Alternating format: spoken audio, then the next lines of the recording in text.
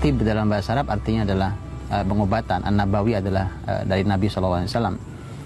Dan di dalam Islam, subhanallah, inilah indahnya bahwa, dan inilah dahsyatnya, Rasulullah SAW memberikan petunjuk sampai pada masalah pengobatan. Obat-obat yang dicontohkan oleh Rasulullah SAW dalam hadisnya, juga yang dipraktekkan, beliau dipraktekkan oleh para sahabat dan dokter-dokter Islam pada zamannya, itu valid sampai sekarang. Contoh yang sederhana adalah habatus sauda misalnya. Sekarang diburu bangsa-bangsa di dunia, bahkan dipatenkan di negeri seperti Amerika karena terbukti khasiatnya sebagai obat. Yang sangat menarik adalah bahwa kalimat keyakinan, dan keyakinan ini hadir dari iman yang sangat kuat. Di antaranya adalah kalimatnya Imam Ibnu Hajar dalam Fathul Bari, ketika beliau mengatakan bahwa pengobatan Nabi pasti lebih ampuh karena pengobatan Nabi Shallallahu Alaihi Wasallam sumbernya adalah wahyu, sementara pengobatan yang lain sumbernya adalah uji coba dan percobaan. Bahkan kalimat Ibnu Qayyim sendiri yang mengatakan bahwa kalau Anda tidak sembuh dengan Al-Quran, maka Anda tidak mungkin sembuh dengan yang lain. Ada sekitar 100 lebih tanaman yang namanya disebut di Al-Quran atau di Al-Hadis yang memiliki khasiat untuk sebagai obat. Nah, maka kemudian tidak aneh kalau berikutnya adalah lahir para ilmuwan muslim di bidang pengobatan. Dan nama-nama besar itu kita kenal. Umpamanya kita mengenal Az-Zahrawi. Az-Zahrawi sampai hari ini masih disebut sebagai bapak bedah. Sama mengejutkannya dengan buku Al-Qanun fit Tib karya Ibnu Sina. Dia diterjemah ke berbagai macam bahasa di dunia, bahkan dia menjadi rujukan utama untuk ilmu kedokteran di Eropa sampai abad 15 kurang lebih.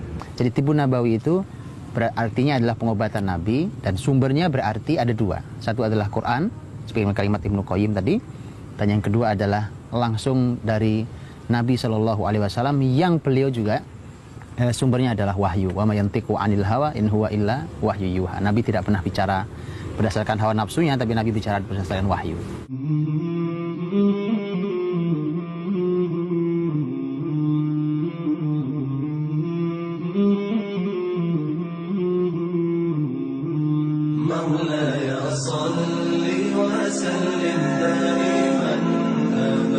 Pengobatan ini merupakan ilmu sangat penting dalam kehidupan manusia. Itulah mengapa Rasulullah SAW sangat banyak hadis-hadis beliau yang bicara tentang masalah pengobatan, masalah kesehatan, berbagai macam, bahkan petunjuk Nabi sangat detail tentang masalah pengobatan. Kalau hari ini kita belum menemukan obat dari sebuah penyakit yang berat, itu faktornya bukan tidak ada obatnya. Itu perlu orang-orang besar untuk meneliti, dan tentu Islam akan memberikan petunjuk itu. Kalau dalam Sahih Bukhari Nabi bersabda, "Ma anzalallahu da'an illa anzala syifaan." Allah tidak menurunkan penyakit kecuali Allah menurunkan obatnya. Kalau dalam Sahih Muslim Nabi mengatakan, "Ma anzalallahu likulli da'in dawa." Setiap penyakit mesti ada obatnya. Nah, dari sinilah kemudian harusnya memunculkan sebuah ide-ide besar. Contohnya adalah Dr. Jamil Al-Qudsi. Ini salah seorang dokter spesialis penyakit dalam asli Yordan. Beliau melakukan penelitian 10 tahun setidaknya, baik terhadap buku-buku ilmuwan kedokteran Islam dahulu atau terhadap Al-Quran langsung dari hadis Nabi SAW. Saat beliau diwawancarai berkali-kali beliau mengatakan subhanallah, alhamdulillah, masya Allah, karena dia sendiri sebagai seorang peneliti mengatakan saya tidak menduga hasil sebesar ini. Padahal beliau baru meneliti satu ilmu saja dari dunia kedokteran, yaitu ilmu nutrisi keseimbangan. Itu saja sudah menyembuhkan banyak sekali penyakit. Hari ini juga, ini sudah lebih tua usianya, seorang ahli Al-Quran, seorang ulama, Syekh Abdul Majid Az-Zindani, rektor Universitas Al-Iman, Yaman. Beliau menyembuhkan penyakit-penyakit yang sangat berat, dari mulai AIDS, kanker, segala macam, untuk supaya bisa diakui uji labnya di Amerika, diobati oleh beliau di Yaman. Beliau bukan dokter, tapi kenapa apa yang beliau lakukan?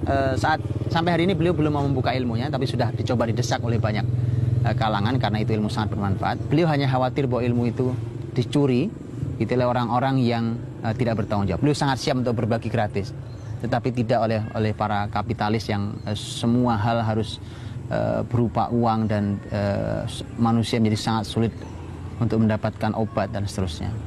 Ketika putra beliau ditanya, apa sebenarnya yang diteliti oleh beliau? Jawabannya anaknya sederhana, ayah saya meneliti hadis Nabi SAW. Jadi bayangkan, Quran menantang banyak sekali para ilmuwan untuk hadir. Inilah peluang sebenarnya bagi umat ini yang yakin dengan kebenaran Al-Quran, yang yakin dengan kebenaran hadis, bahwa mengeksplorasi di negeri tropis yang sangat kaya dengan hutan-hutan sangat kaya dengan tanaman-tanaman perkebunan, bagaimana kita bisa menghasilkan madu yang baik di negeri ini, maka seharusnya ini menjadi peluang kita. Peluang untuk menyembuhkan penyakit yang ada di masyarakat kita.